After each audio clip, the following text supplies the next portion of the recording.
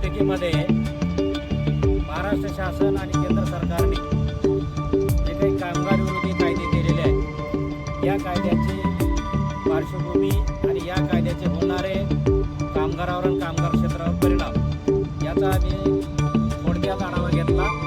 मोदी सरकारच्या काळामध्ये 2019 मध्ये आणि 2020 मध्ये जे 29 कामगार कायदे रद्द करून 4 कामगार कायदे केलेले आहेत. त्याला त्यांनी कामगार संहिता असं नाव दिलेलं आहे. या संहितेच्या माध्यमातून तमाम सर्व कामगार क्षेत्रावर गुलामी लादण्याचं षडयंत्र या सरकारने लागू केलेलं आहे. या 29 कामगार कायदे रद्द करून 4 संहिता आणलेल्या आहेत. या संहितेनुसार कामगारांना आता संघटना बनवणे मुश्किल झालेलं आहे.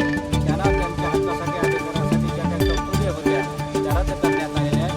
एकूणच सांगायचं असेल तर हे सर्व कायदे आणि सर्व संहिता ह्या मालकदारकीने झालेल्या आहेत. कामगारांना आता 8 घंटे 12 घंट्याचं काम त्यांनी स्टार्ट केलेलं आहे. त्यांच्या पेन्शनमध्ये किमान वेतनामध्ये आणि त्यांच्या मालक आणि कामगार संबंध जो आयडिया होता त्याच्यामध्ये बदल करून या सर्व क्षेत्रावर कामगार क्षेत्रावर त्यांनी कामगारांना गुलाम बनवण्याचं काम सरकार करत आहे. या कायद्याच्या विरोधामध्ये लातूर जिल्ह्यामध्ये रस्त्यावरचे कार्यक्रम आणि न्यायालयीन लढाई लढण्याचा निर्णय या ठिकाणी आम्ही घेतला. दुसऱ्या बाजूला महाराष्ट्र इमारत व इतर बांधकाम कामगार कल्याणकारी मंडळ जे आहे, या मंडळाचा एकतर्फी कारभार सुरू आहे, मनमानी कारभार सुरू आहे. या मंडळावर अशासकीय प्रतिनिधी आणि कामगार संघटनांचे प्रतिनिधी, मालक प्रतिनिधी दोन्ही 19 पासून नाहीत. त्यामुळं हे मंडळ एकतर्फी चालू आहे.